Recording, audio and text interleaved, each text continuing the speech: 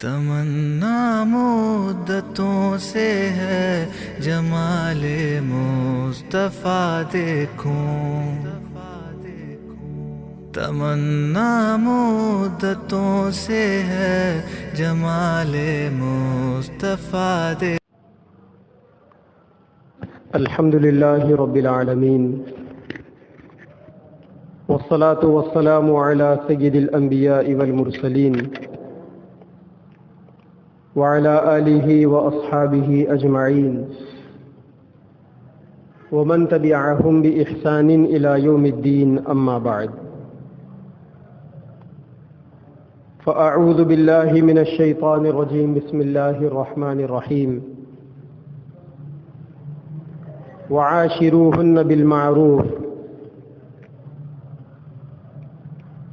قال النبی صلی اللہ علیہ وسلم: خیرکم خیرکم لأہلہ وانا خیرکم لأہلی، او کما قال علیہ الصلاۃ والسلام۔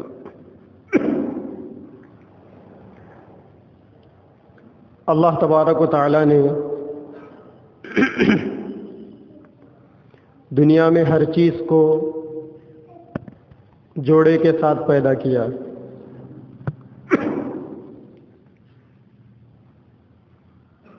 ہر چیز میں اللہ تبارک و تعالی نے جوڑا بنایا، اور یہ دنیا ایسی چیز ہے کہ یہاں جوڑ میں ہی خوبصورتی چھپی ہوئی ہے، اکیلے پن کی بنسبت۔ دنیا میں اللہ نے جو جوڑے بنائے ہیں، ان میں سب سے اچھا جوڑا عورت اور مرد کا جوڑا ہے۔ انسانوں کا جوڑا اور انسانوں کی جوڑی عورت اور مرد کی شکل میں، بشرطے کہ وہ حلال طریقے سے نکاح کے پاکیزہ رشتہ اور شادی کے مقدس بندھن کے اندر بندھے ہوئے ہو۔ اللہ تبارک و تعالیٰ کی نشانیوں میں سے ایک نشانی ہے۔ قرآن مجید میں اللہ تبارک و تعالیٰ نے اپنی قدرت کا تعارف کرتے ہوئے فرمایا: وَمِنْ آيَاتِهِ أَنْ خَلَقَ لَكُم مِّنْ أَنفُسِكُمْ أَزْوَاجًا۔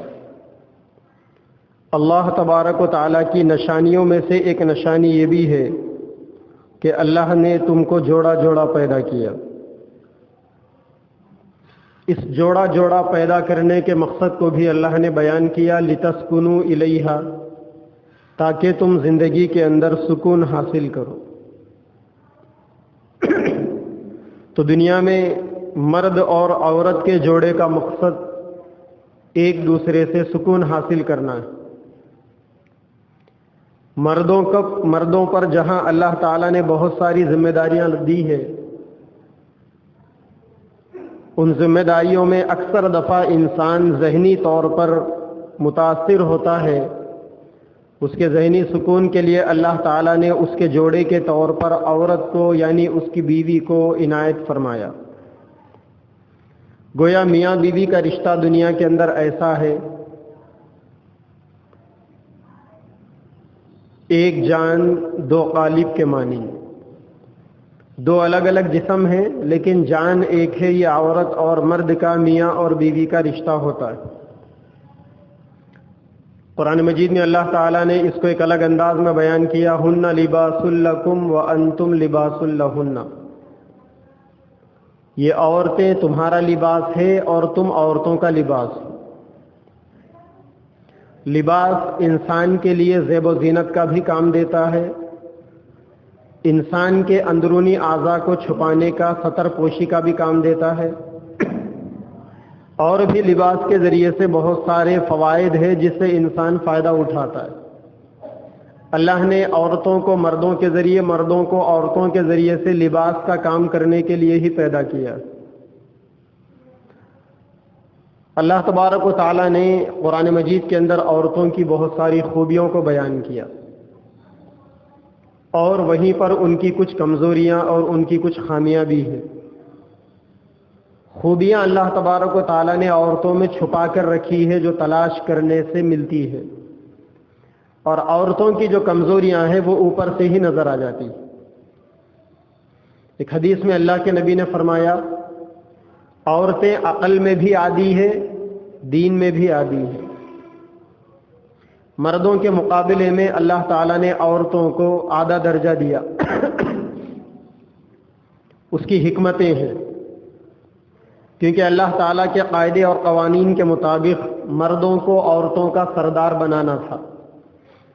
اگر عورتیں بھی مردوں کے برابر ہوتی تو پھر وہ مردوں کی سرداری کو قبول نہیں کرتی۔ دونوں کے درمیان میں ایک امتیازی شان کو باقی رکھنے کے لیے اللہ نے عورتوں کو تھوڑا کمزور بنایا، مردوں کو تھوڑا طاقتور بنایا۔ اس کا مطلب یہ نہیں ہے کہ عورتیں ہر مرد سے کمزور ہوتی، بہت ساری عورتیں بہت سارے مردوں سے طاقتور بھی ہوتی ہے، جسمانی اعتبار سے بھی، عقل کے اعتبار سے بھی، علم کے اعتبار سے بھی، سمجھ کے اعتبار سے۔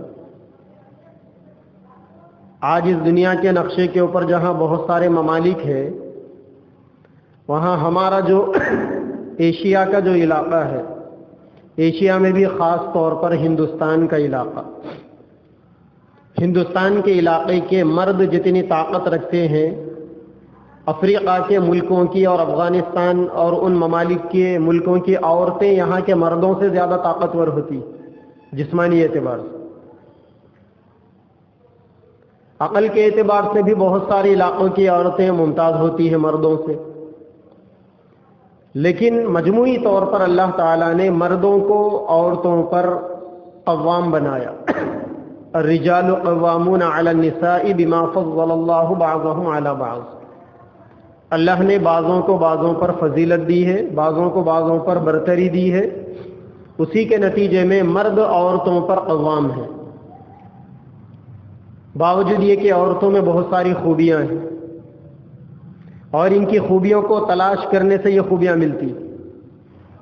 شادی بیاہ کے بندھن میں جب میاں بیوی بن جاتے ہیں، ایک دوسرے کے اوپر حقوق لازم ہو جاتے ہیں، شوہروں پر عورتوں کے، عورتوں پر مردوں کے کچھ حقوق ہوتے ہیں۔ جب تک انسان ان حقوق کی رعایت نہیں کرتا اس وقت تک زندگی کا چین و سکون نہیں ملتا، کیونکہ اللہ تعالیٰ نے شادی کے مقصد کو چین و سکون کے ساتھ بیان کیا۔ شادی کا اصل مقصد لتسکنوا الیہا، تاکہ تم اپنی عورتوں سے سکون حاصل کرو۔ شادی کے بعد انسان کو اپنی عورت سے اور عورت کو اپنے مرد سے اسی وقت سکون حاصل ہوتا ہے جب ایک دوسرے کے حقوق ادا کرتے ہیں۔ اس لیے اسلام نے ہر ایک کے الگ الگ حقوق رکھے۔ عورتوں کو مردوں کی اطاعت اور فرمانبرداری کا، مردوں کی باتوں کے ماننے کا پابند بنایا، اور عورتوں کی کمزوری کا لحاظ کرتے ہوئے مردوں کو اس کی کچھ رعایتیں بتائی۔ جب تک انسان ان حقوق کی رعایت نہیں کرے گا اور عورتوں کے حق کو ختم کرے گا، عورتیں اپنے مردوں کے حقوق کو دبائے گی، تو پھر کیا ہوگا؟ اس کے نتیجے میں زندگیاں اجیرن ہو جائے گی۔ ایک دوسرے کے حقوق ادا نہیں کریں گے، زندگیاں اجیرن ہو جائے گی، گھر اڑ جائیں گے، خاندان تباہ ہو جائیں گے، اور ان کا جو نیا خاندان ہے، یعنی ان کی جو اولاد ہے میاں بیوی کی، وہ اولاد ایک بہترین آئیڈیل اور نمونہ، ایک بہترین تربیت کرنے والوں سے محروم ہونے کے نتیجے میں معاشرے میں ایک صالح اولاد اور نیک اولاد نہیں کہلا سکے گی۔ میاں بیوی کے آپس میں جھگڑنے کی وجہ سے بچوں کو تربیت نہیں ملے گی، اور یہ ساری خرابیاں اسی وقت ہوتی ہے جب دونوں ایک دوسرے کے حقوق کو توڑتے ہیں۔ اسی لیے اللہ تبارک و تعالی نے قرآن مجید میں جہاں نکاح کا تذکرہ بیان کیا، وہاں تقوی کی برابر تعلیم دی۔ یا ایھا الناس اتقوا ربکم الذی خلقکم من نفس واحدہ واتقوا اللہ الذی تساءلون بہ والارحام۔ دو جگہ پر اللہ تعالیٰ نے قریب قریب میں تقوی کی بات فرمائی، اور اس تقوی کے مفہوم کو سمجھاتے ہوئے اللہ کے نبی صلی اللہ علیہ وسلم نے فرمایا کہ شادی دین کی بنیاد پر کرنی چاہیے۔ بچی والے بھی ایسے لڑکے سے شادی کرے جو لڑکا دیندار ہو، لڑکے والے بھی ایسی لڑکی سے شادی کرے جو لڑکی دیندار ہو۔ جہاں دولت کو دیکھ کر شادی کی جاتی ہے وہاں فقیری ان کا مقدر بن جاتی ہے، جہاں اچھے خاندان کو دیکھ کر، مارکیٹ ویلیو کو دیکھ کر اور معاشرے میں، سوسائٹی میں پوزیشن کو دیکھ کر شادی کی جاتی ہے وہاں بے عزتی ان کا مقدر بن جاتی ہے۔ اسی لیے شادی دینداری کی بنیاد پر، ہنڈے کی بنیاد پر، لین دین کی بنیاد پر نہیں، بینک بیلنس کی بنیاد پر، پراپرٹیوں کی بنیاد پر، دھن دولت کی بنیاد پر، کمائی کی بنیاد پر نہیں، شادی دینداری کی بنیاد پر۔ دونوں بھی دیندار ہوں گے تو دونوں کی آپس میں جمے گی، جب دونوں کی آپس میں جمے گی تو ایک دوسرے کے حقوق بھی ادا کریں گے، ایک دوسرے سے سکون بھی حاصل کریں گے، ایک دوسرے سے خوش بھی رہیں گے۔ اور اگر دونوں کی نہیں جمے گی، انبن ہوگی اگر دونوں کی، تو پھر خاندان بکھر جائے گا، زندگی اجڑ جائے گی۔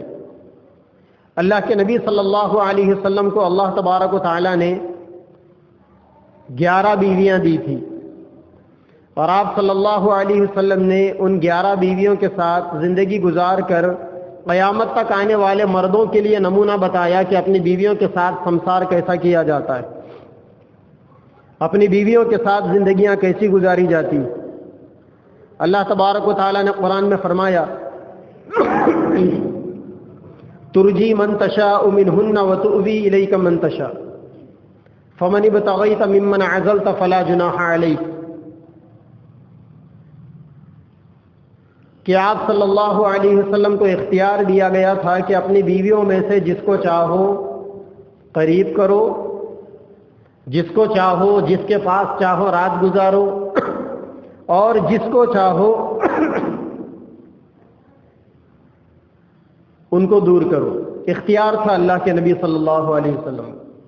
حالانکہ دنیا میں جو آدمی ایک سے بڑھ کر 2، 3، 4 شادیاں کرتا ہے اسے یہ اختیار نہیں، اس کے لیے یہ ضروری ہے کہ اپنے بیویوں کے درمیان میں انصاف کرے، لیکن اللہ کے نبی صلی اللہ علیہ وسلم کو اختیار تھا۔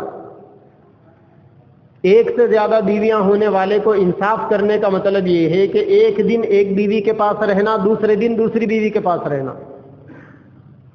اور دونوں بیویوں سے برابر محبت کرنا، دونوں بیویوں کو برابر دینا۔ یہاں تک علماء کرام نے مسئلہ لکھا ہے کہ گرما کا موسم ہے، آپ نے اپنی 2 بیویوں کے لیے 2 تربوز خریدے، ایک تربوز اس کے گھر دے دیا، ایک تربوز اس کے گھر دے دیا، یہ بھی ظلم ہے، یہ بھی انصاف نہیں۔ انصاف کیا ہے؟ انصاف یہ ہے کہ ان دونوں تربوزوں کو آدھا آدھا کاٹ کے آدھا ادھر دینا، آدھا ادھر دینا، کیونکہ ہو سکتا ہے کہ یہ تربوز لال ہو، وہ تربوز سفید ہو، یہ تربوز پھیکا ہو، وہ تربوز میٹھا ہو۔ تو انصاف کا یہ مطلب ہے کہ ایک ہی چیز میں دونوں کو برابر برابر دینا۔ یہ کس کے لیے؟ سب کے لیے۔ لیکن نبی کے لیے ایسا نہیں تھا، نبی کو اختیار تھا،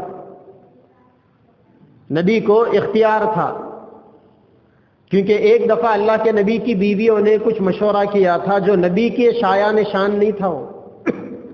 اللہ تبارک و تعالیٰ کو برا لگا تو اللہ تعالیٰ نے ان عورتوں کو دھمکی دی اور فرمایا یا ایھا النبی قل لازواجک ان کنتن تردن الحیاۃ الدنیا وزینتها فتعالین امتعکن واسرحکن سراحا جمیلا، کہ اے نبی اپنی عورتوں سے کہہ دو کہ اگر ان لوگوں کو دنیا چاہیے تو پھر نبی سے رشتہ ختم کرنا پڑے گا۔ اس کے بعد اللہ تعالیٰ تمہیں جب تک دنیا میں رہنا ہے کچھ دنیا دے دیں گے، نبی سے دور رہ کر تمہیں جو کچھ ملنا ہے وہ ملے گا، اور وہ نبی کے ساتھ میں رہ کر بھی ملنے ہی والا تھا۔ وَإِن كُنتُنَّ تُرِدْنَ الْحَيَاةَ الدُّنْيَا وَزِينَتَهَا وَإِن كُنتُنَّ تُرِدْنَ اللَّهَ وَرَسُولَهُ فَتَعَالَيْنَ أُمَتِّعْكُنَّ وَأُسَرِّحْكُنَّ سَرَاحًا جَمِيلًا۔ اور اگر تم لوگ اللہ سے محبت چاہتی ہو، اللہ کے نبی سے محبت چاہتی ہو، تو اللہ تبارک و تعالیٰ تمہیں دنیا میں بھی نوازیں گے، آخرت میں بھی نوازیں گے۔ تو سارے کے سارے بیویاں رائٹ ہو گئے تھے، اور انہوں نے اپنی روش کو تبدیل کر لیا. تو اللہ کے نبی صلی اللہ علیہ وسلم کو اختیار تھا بیویوں کے بارے میں، اس کے باوجود بھی آپ نے اپنی پوری زندگی میں سارے بیویوں کے درمیان میں انصاف کیا. آگے آپ سنیں گے کہ کس طریقے سے اللہ کے نبی نے 11 بیویوں کو سنبھالا. سب سے پہلے مکہ مکرمہ کے اندر کے اندر آپ صلی اللہ علیہ وسلم نے حضرت خدیجۃ الکبریٰ رضی اللہ تعالی عنہا سے نکاح کیا. اور یہ نکاح ایک ایسے وقت میں ہوا جبکہ اللہ کے نبی 25 سال کے تندرست خوبصورت نوجوان تھے، اور آپ نے جس عورت سے نکاح کیا تھا وہ عورت دوہری بیوہ، یعنی اس سے قبل 2 اور مردوں کے ساتھ اس عورت نے زندگی گزاری تھی، بیوہ ہو گئی تھی. اور وہ عورت 40 سال کی عمر کی تھی، اور اس عورت کو 3 بچے بھی تھے. ایسی عورت سے اللہ کے نبی نے بھری جوانی کے اندر، خوبصورتی کے عالم میں، پوری طاقت کے عالم میں آپ نے 25 سال کی عمر میں شادی کی. اور اس عورت سے شادی کرنے کے بعد تقریباً 26-27 سال آپ نے اس عورت کے ساتھ اور اپنی زندگی کے گزارے. عمر کے اندر اتنا زیادہ فرق تھا. دنیا کے اندر لوگ جانتے ہیں آج کے زمانے میں کہ میاں بیوی کے درمیان میں جہاں عمر میں فرق ہوتا ہے وہاں انبن چھٹ پٹ زیادہ ہوتی. اور آج کے زمانے میں جبکہ لوگ شادی کرنے کے لیے پراپرٹی کو بنیاد بناتے ہیں، خوبصورتی کو بنیاد بناتے ہیں، عمر کو بھی بنیاد بناتے ہیں. آج کے ہمارے معاشرے کے اندر اگر کسی بچی کی عمر 20 سال ہو جائے تو رشتے آنا مشکل ہے اس کے. بچے والے کہیں گے کہ سب ٹھیک ہے لیکن بچی کی عمر زیادہ ہے.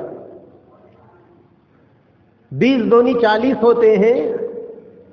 اور آج کے زمانے کے اندر کوئی بچی قسمت سے بھری جوانی کے اندر بیوہ ہو جائے یا شوہر سے نہ جمنے کے نتیجے میں رشتہ ختم ہو جائے تو پھر اس کی دوسری شادی ہونے کے بارے میں آپ سوچ بھی نہیں سکتے.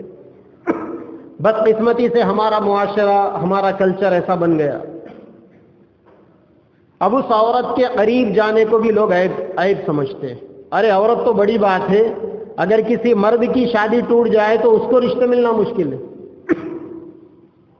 ایک نوجوان مہینہ 3-4 لاکھ کمانے والا شادی کے بعد بدقسمتی سے چند مہینوں کے بعد اس کا رشتہ ٹوٹ گیا، رشتہ ختم ہو گیا. اب گھر والے رشتہ تلاش کرنے لگے، تو یا تو بیوہ کا رشتہ یا مطلقہ کا رشتہ. گھر والوں کا مطالبہ تھا کہ نہیں ہم انبیائی بچی کو کریں گے. سب کہنے لگے کہ انبیائی بچی کے لیے آپ کا بچہ انبیاء نہیں ہے نا. ہمارے معاشرے کے اندر مردوں کے لیے یہ چیز عیب بن گئی، عورتوں کے لیے تو بہت آگے کی چیز. اور یہ مسلم معاشرے کے اللہ کی نظروں میں گرے ہوئے ہونے کی علامت ہے. دشمنوں سے جوتے کھانے کے لیے آپ بیل مجھے مار کے مانند اپنے آپ کو تیار کرنے کی علامت. کیونکہ یہ معاشرہ جتنا زیادہ دین سے گرے گا، جتنا زیادہ شریعت سے گرے گا، اتنا زیادہ اللہ کی نظروں سے گرے گا. دشمن کے جوتے پڑیں گے اس کے اوپر.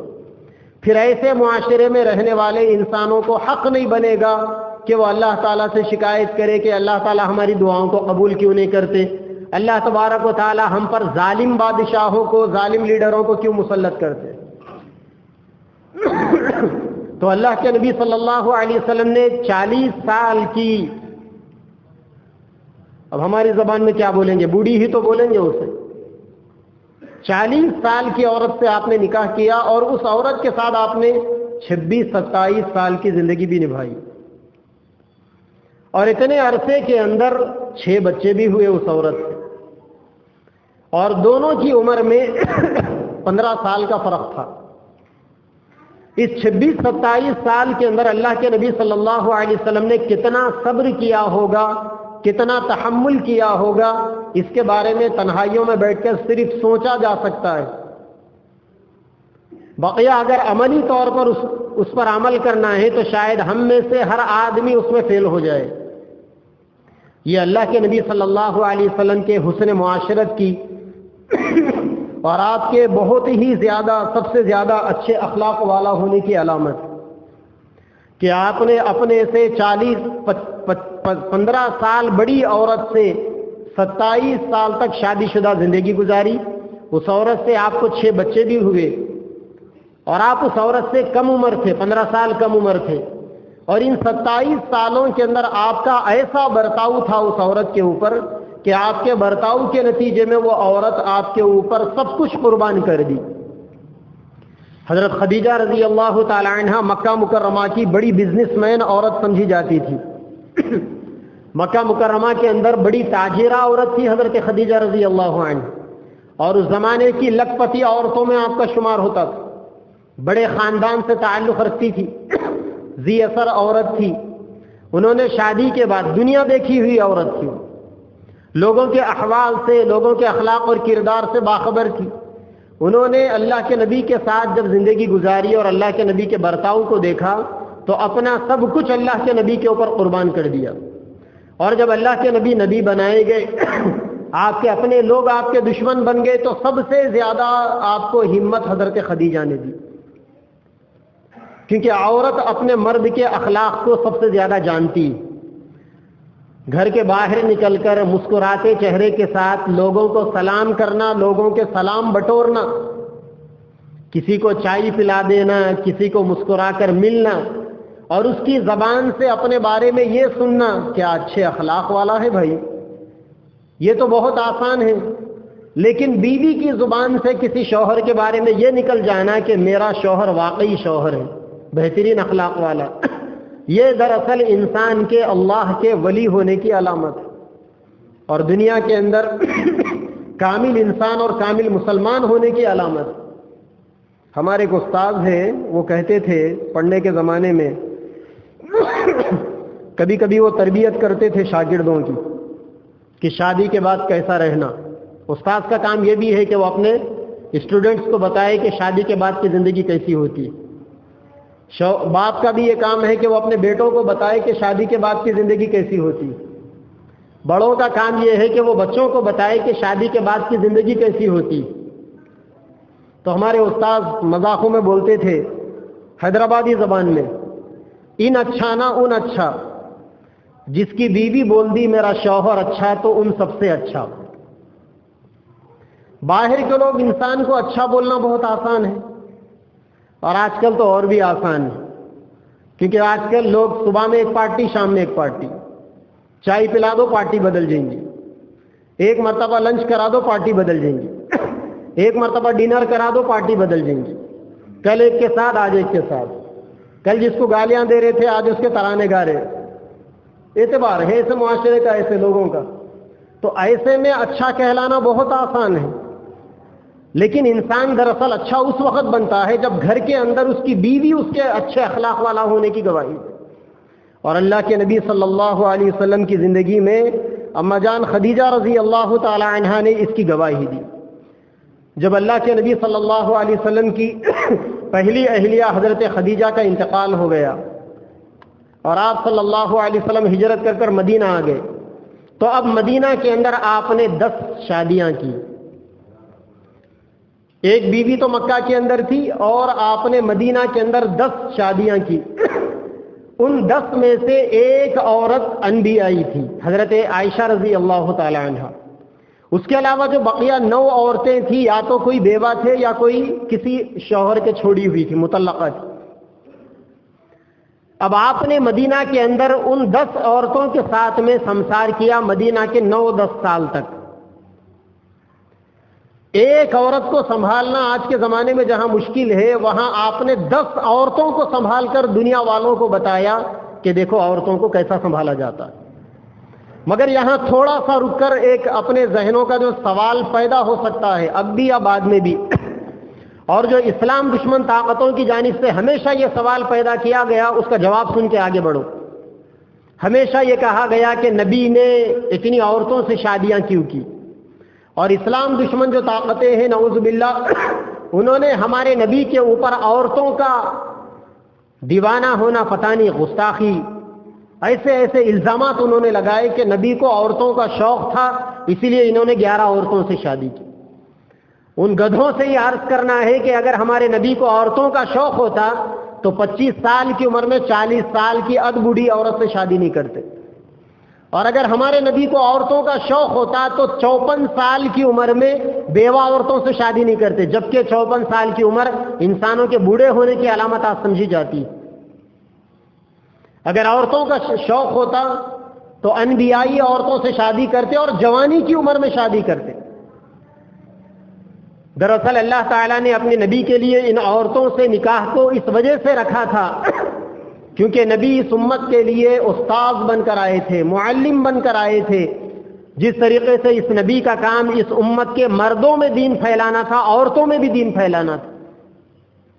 یہی وجہ ہے کہ اس نبی کی بیویوں میں جو بیوی اس نبی سے جتنا زیادہ قریب رہی، امت کو اس بیوی سے اتنا زیادہ دین ملا، علم ملا. حضرت عائشہ رضی اللہ تعالی عنہا نے اللہ کے نبی کے ساتھ زیادہ وقت گزارا مدینہ میں، اور آج مجھ تک اور آپ تک جو دین پہنچا ہے ان میں سے 1/3 دین حضرت عائشہ رضی اللہ تعالی عنہا سے پہنچا ہے.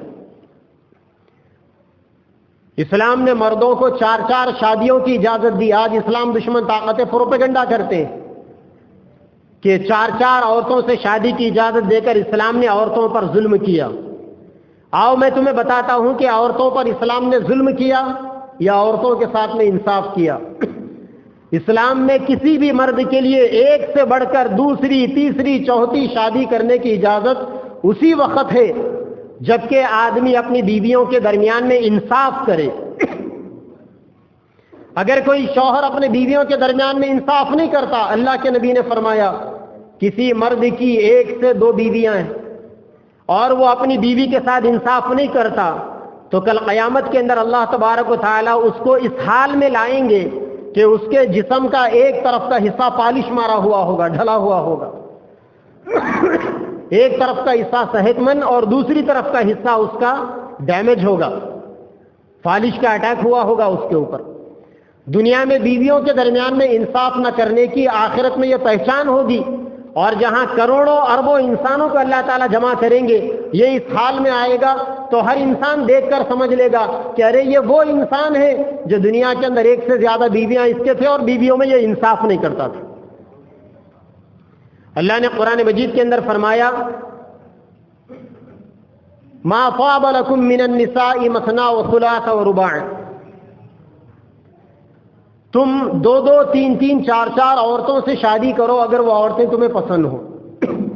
اسی آیت میں آگے اللہ نے فرمایا فَإِنْ خِفْتُمْ أَلَّا تَعْدِلُوا فَوَاحِدَةً، اگر تم اپنی بیویوں کے درمیان میں انصاف نہیں کر سکتے تو پھر ایک کے اوپر ہی زندگی گزارو. اسلام کی یہ کھلی ہوئی تعلیم کو کوئی نہیں بتاتا. آج کل آپ کے ملک کے اندر جب سے آپ کے پارلیمنٹ میں 3 طلاق کا بل پاس ہوا، اب اگلی تیاری ہے تعدد ازدواج کے اوپر. لو جہاد تو آ گیا نا. اپنی پارٹی کے لو جہاد کرنے والے لیڈروں کو تو یہ سزا نہیں دیں گے، لیکن لو جہاد کے نام پر اس دیش کی گنگا جمنی تہذیب کو توڑیں گے یہ، اور یہاں مذہب کے نام پر لوگوں کو الگ الگ خانوں میں بانٹیں گے، منافرت کا ماحول پیدا کریں گے. اس کے لیے یو پی اسمبلی کے اندر آرڈیننس آیا.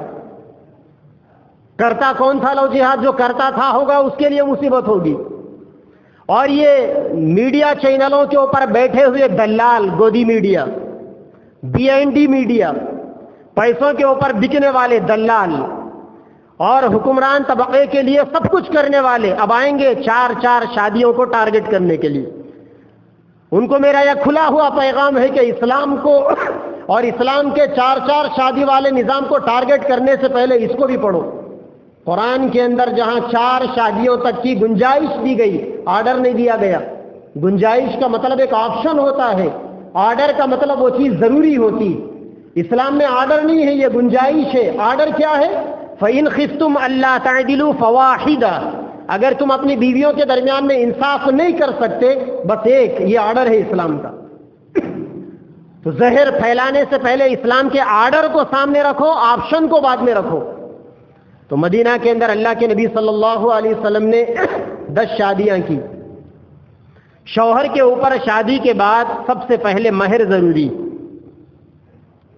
دوسرے درجے میں عورت کے لیے کھانے پینے کا، اوڑھنے پہننے کا انتظام، اور ان سب سے پہلے عورت کے لیے مکان کا انتظام. اسلام کہتا ہے کہ یہ ساری کی ساری چیزیں مرد پر ہیں، اور مرد یہ چیزیں عورتوں سے یا عورت کے خاندان والوں سے، اس کے گھر والوں سے نہ مانگے، اور دوسروں کے اوپر تکیہ لگا کر نہ بیٹھے۔ اللہ نے تم کو مرد بنایا ہے، اب یہ تمہاری ذمہ داری ہے کہ تم اپنی بیویوں کے یہ سارے چیزوں کا انتظام کرو۔ اور یہ ذمہ داریاں ایسے معاشرے کے اندر سمجھ میں آنا تھوڑا مشکل ہے جس معاشرے کے اندر اور بچی والوں سے جہیز لے کر شوہر اپنے ولیمے کا انتظام کرتا ہے۔ اب اس سے زیادہ بے غیرت انسان دنیا کی تاریخ میں کوئی ہو ہی نہیں سکتا، جو ادھار مہر پر نکاح کرے اور اپنا ولیمہ جو مسنون ہے، جو سنت ہے، شادی کی خوشی میں ولیمہ انجام دیا جاتا ہے، اور جو مرد کو اپنی طرف سے کرنا ہے، مرد وہ ولیمہ بھی سسرال والوں کی خیرات میں ملے ہوئے پیسوں پر کرے۔ اس سے زیادہ روئے زمین کا بے غیرت، گری ہوئی زبان میں لچا لفنگا انسان کوئی اور ہو ہی نہیں سکتا۔ تو اللہ کے نبی نے نکاح کیا، مدینہ میں آنے کے بعد جب مسجد نبوی بنی، آپ نے اپنی بیویوں کے لیے سب سے پہلے رہنے کا انتظام کیا، اور ہر بیوی کے لیے آپ نے 6x10 کا کمرہ بنایا، زیادہ نہیں، کیونکہ اسلام کیا کہتا ہے مردوں کے لیے؟ عورتوں کو سونے کی کھیر نہیں پلانا ہے، اور نہ ہی اس کو کنٹرول کے موٹے چاول کھانے پر مجبور کرنا ہے۔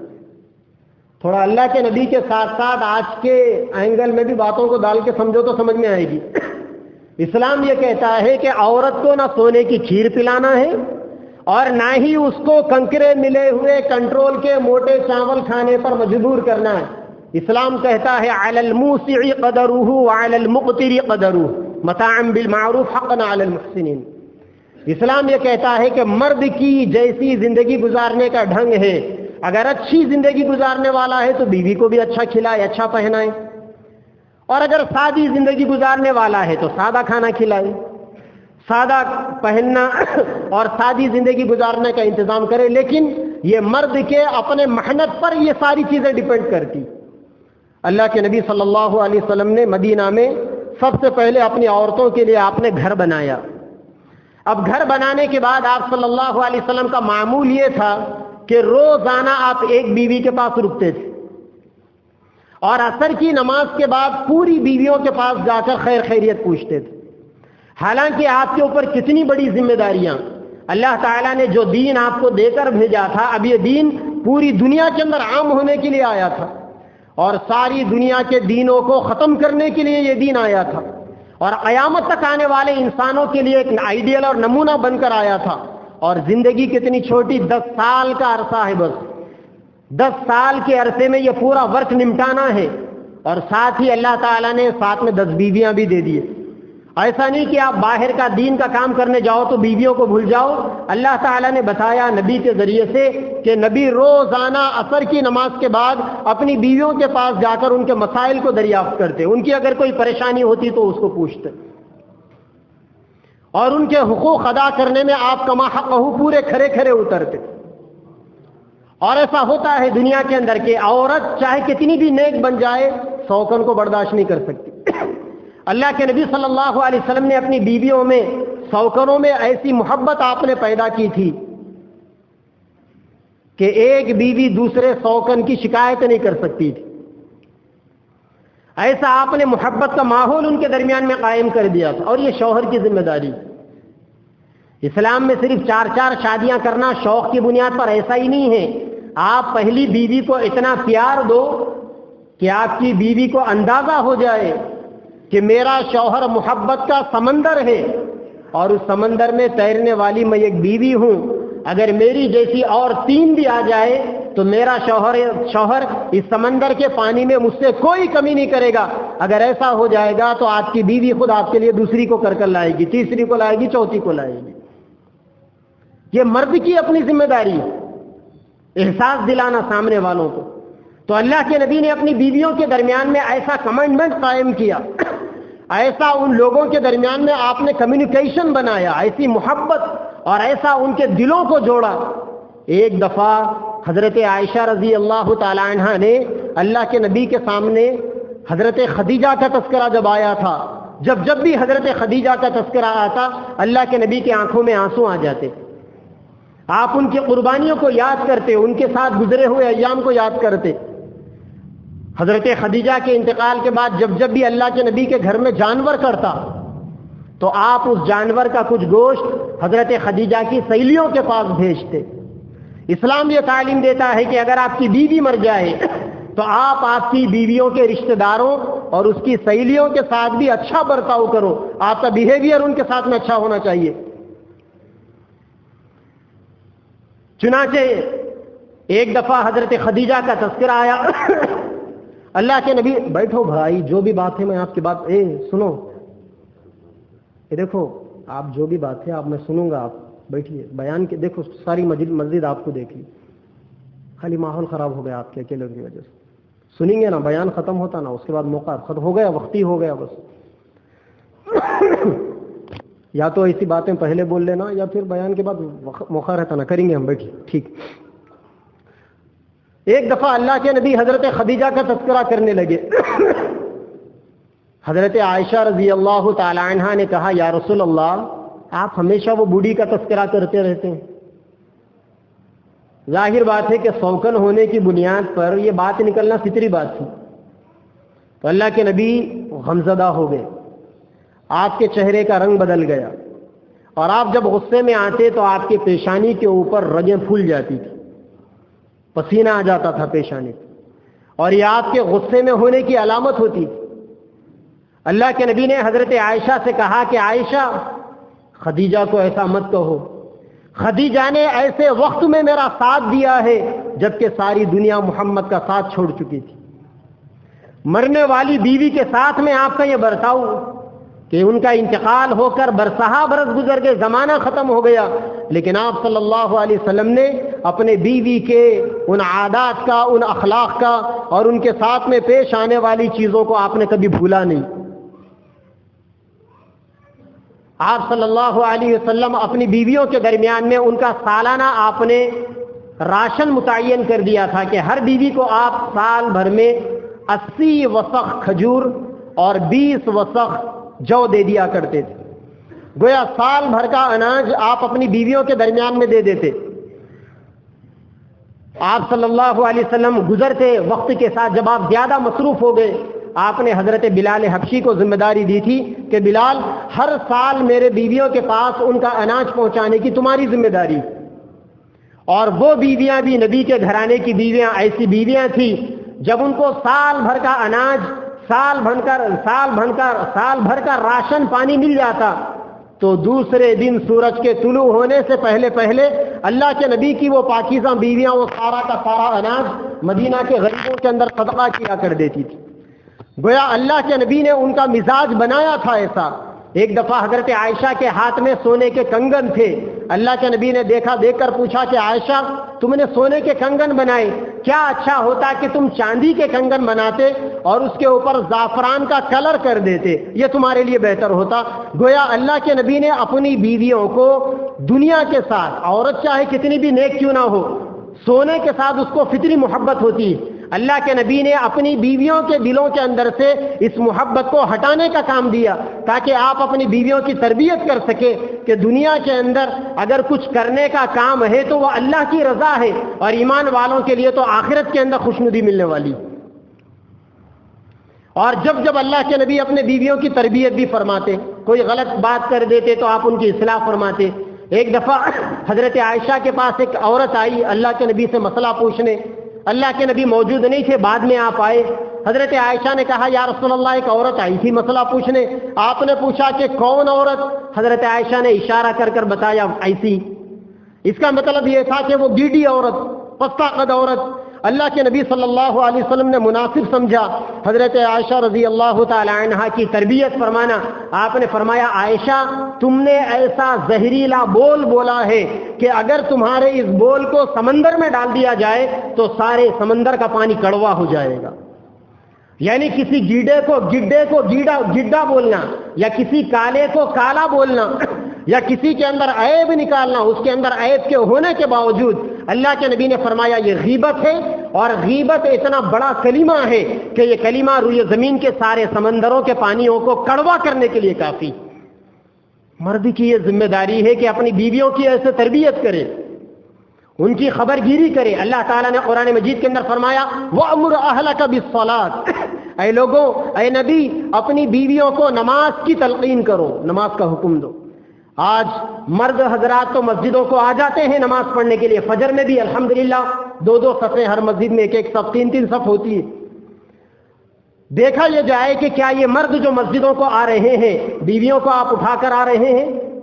اگر مرد حضرات یہ عادت بنا لے اپنی کہ نماز کو آتے وقت اپنی بیویوں کو جگا کر آئے، تو پھر وہ عورتیں تنہا نماز نہیں پڑھے گی، اپنی ساتھ میں اپنے اولاد کو بھی لے کر نماز پڑھے گی۔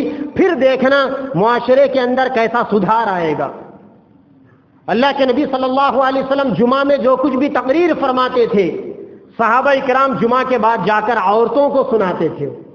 روزانہ اللہ کے نبی کی مجلسیں ہوا کرتی، آپ دین کی باتیں بتاتے، صحابہ روزانہ مجلس ختم ہونے کے بعد اپنے گھروں میں جاتے اور وہ باتیں اپنی عورتوں کو بتاتے۔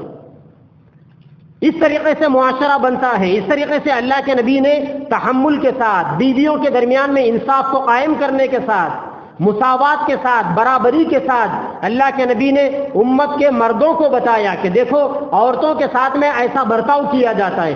کبھی ایسا ہوتا ہے کہ عورت کی ایک غلطی مرد کو برگشتہ کر دیتی ہے، غصہ لا دیتی ہے۔ اسلام یہ کہتا ہے کہ اگر تمہاری عورت کی کوئی عادت تمہیں ناپسند ہو تو اس کی دوسری عادتوں کو دیکھو، چھوٹی چھوٹی باتوں پر رشتے ناتوں کو ختم مت کرو، کیونکہ اللہ تبارک و تعالیٰ نے روئے زمین کے اوپر جو چیزیں حلال رکھی ہے، حلال چیزوں میں اللہ تبارک و تعالیٰ کو سب سے زیادہ منحوس اور سب سے زیادہ ناپسندیدہ چیز عورت اور مرد کے میاں بیوی کے رشتے کا ختم ہو جانا ہے۔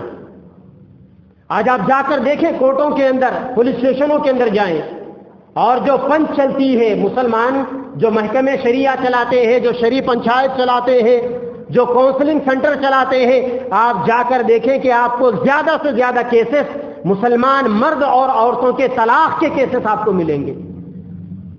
آج حکومتوں نے اگر 3 طلاق بل پاس کر دیا تو اس کی کوئی وجہ ہے؟ شوہر پی کر آیا اور اٹھا کر بیوی کے اوپر 3 طلاق کی گن سے فائر کر دیا۔ یہ الگ بات ہے کہ اس ملک کے اندر جو فیصد ہے دیگر اقوام کا، برادران وطن کا، 130 کروڑ والی آبادی والا یہ ملک، جہاں مسلمان صرف 15% ہے، اور مسلمانوں میں طلاق کا جو ریشو ہے 2 سے 3%، اور برادران وطن میں جہاں 91% طلاق کا جو فیگر ہے، حکومتوں نے اس کو نظر انداز کیا، اور ان کو چونکہ اپنی مسلم دشمنی نکالنی تھی، انہوں نے 3 طلاق کا بل پاس کیا۔ لیکن آج ہم مسلمانوں کو یہ جائزہ لینے کی ضرورت ہے، ہمیں اپنا محاسبہ کرنے کی ضرورت ہے کہ کیا آج نیا قائم ہونے والا رشتہ، جہاں باپ اپنی بچی کی شادی میں لاکھوں روپے خرچ کرتا ہے، باپ اپنے بیٹے کے ولیمے میں لاکھوں روپے خرچ کرتا ہے، وہیں بچی والے یا بچے والے کیا تھوڑا بہت وقت اپنے بچوں کو دیتے ہیں کہ بیٹا شادی کے بعد کی زندگی کیسی گزاری جائے؟ کیا انہیں یہ بتاتے ہیں کہ قرآن میں صرف نماز پڑھنے کی تعلیم نہیں ہے، قرآن میں صرف زکوٰۃ دینے کی تعلیم نہیں ہے، قرآن میں صرف حج یا روزہ رکھنے کی تعلیم نہیں ہے، بلکہ اللہ کا قرآن صریح لفظوں میں کہتا ہے وَعَاشِرُوهُنَّ بِالْمَعْرُوفِ، اے امت کے مردوں اپنی عورتوں کے ساتھ اچھی زندگی گزارو، اور اگر کسی وجہ سے رشتہ نبھانا مشکل ہو جائے تب بھی قرآن کیا کہتا ہے؟ عجیب تعلیمات ہے قرآن کی۔ افسوس کہ آج نہ مسجدوں کے ممبروں سے یہ تعلیمات بتائی گئی، اور نہ آج امت کے اندر یہ مزاج ہے کہ ہم میاں بیوی زندگی کیسی گزارے۔ قرآن کیسی زندگی گزارنے کی دعوت دیتا ہے، علماء کرام کے پاس جا کر سیکھے۔ قرآن یہ کہتا ہے اگر آپ زندگی گزارنا چاہتے ہیں تو اچھی طریقے سے زندگی گزارو، فَإِمْسَاكُمْ بِمَعْرُوفٍ، اچھی طریقے سے میاں بیوی بن کر زندگی گزارو، اور اگر زندگی گزارنا مشکل ہے او تسریحٌ بالإحسان، ایک دوسرے کے اوپر احسان کر کر، ایک دوسرے کو گفٹ کر کر رشتے ناتے ختم کرو۔ یہ نہیں کہ سال ہر سال ایک ہی رشتے کے درمیان میں تم الجھ جاؤ اور اپنی آئندہ کی زندگی کو مصیبت زدہ بنا کر چھوڑ دو۔ اگر یہ بنیادی باتیں سمجھ میں آ گئی، اور اللہ کے نبی صلی اللہ علیہ وسلم کا اپنی بیویوں کے ساتھ کیا برتاؤ تھا، اور گھریلو زندگی گزارنے کے آپ نے کیا طور طریقے بتائے ہیں، اگر یہ چیزیں امت کو بنیادی طور پر سمجھ میں آ جائے تو آج مسلمان محلوں کے اندر نکل کر دیکھیے سب سے زیادہ گلیوں میں، سب سے زیادہ چبوتروں پہ، سب سے زیادہ ہوٹوں کے اوپر اور سب سے زیادہ موبائلوں پر آن لائن رہ کر زندگی گزارنے والی اور اوقات کو تباہ کرنے والی کوئی قوم ہے تو وہ ہم مسلمانوں کی قومیں ہیں۔ اس کی بنیادی وجہ یہ ہے کہ ماں کے پاس زندگی گزارنے کا کوئی ٹارگٹ نہیں، باپ کے پاس زندگی گزارنے کا کوئی ٹارگٹ نہیں، اور ان دونوں کے پاس اپنی اولاد کو دینے کے لیے کوئی چیز نہیں ہے، لہذا اولاد آوارہ بن کر گلیوں پر، چبوتروں پر اپنی زندگی کے قیمتی لمحات جو انسان پوری دنیا کو بھی خرچ کرے تو ایک سیکنڈ لوٹ کر واپس نہیں آ سکتا، برباد ہو رہے ہیں۔ اللہ تبارک و تعالیٰ اس امت کو حسن معاشرے کی توفیق عطا فرمائے، اچھے اخلاق کی توفیق عطا فرمائے، بیویوں کے ساتھ کیسا برتاؤ کیا جاتا ہے اور بیویوں کے شوہروں کے سلسلے میں کیا حقوق ہے، ایک ایک عورت کو اور ایک ایک مرد کو جان جان کر اس پر عمل کرنے کی اللہ توفیق عطا فرمائے۔ وآخر دعوانا الحمدللہ رب العالمین۔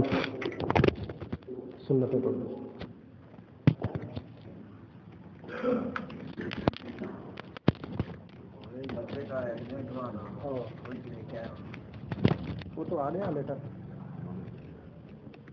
وہ لیٹر آیا نا۔